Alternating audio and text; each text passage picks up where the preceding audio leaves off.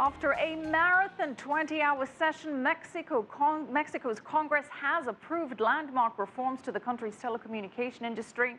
The current Mexican government has been pushing for the changes since it came to power. Joining us live from Mexico City is John Holman, and he's got the very latest. John, a big day for telecoms.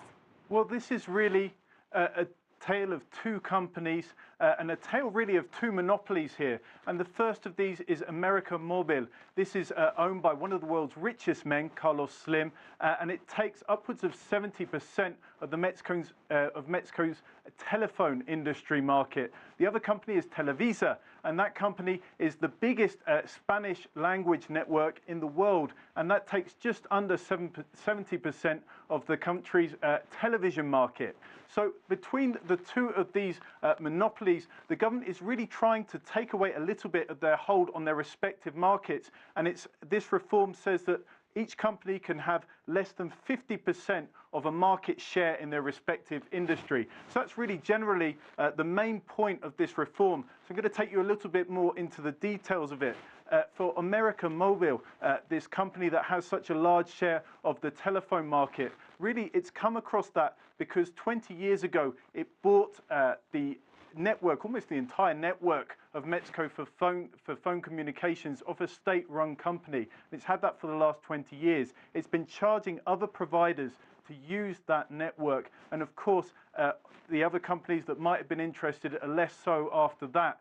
So this reform means that now other providers won't be charged. América Móvil is unable to charge them to use that network, and the government's hoping that that's going to mean both domestic and international companies are going to offer more competition to América Móvil, and that in turn will offer better prices to Mexican consumers. At the moment, they're paying some of the highest phone tariffs in the world. In terms of television, Televisa and their control over the market there, the government is auctioning 2 new television channels, which it hopes will also provide competition for Televisa. John, this increased competition sounds like very good news, but there's been a lot of controversy around this reform. Why is that?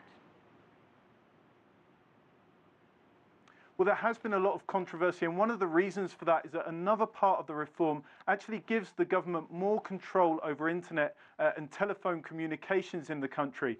An example of that is if there's a big gathering of people or a protest, the government can then block internet and phone signal if it deems that it's in the interests of national security. People actually realized that this was going on with this reform a couple of months ago, and they started to protest against it.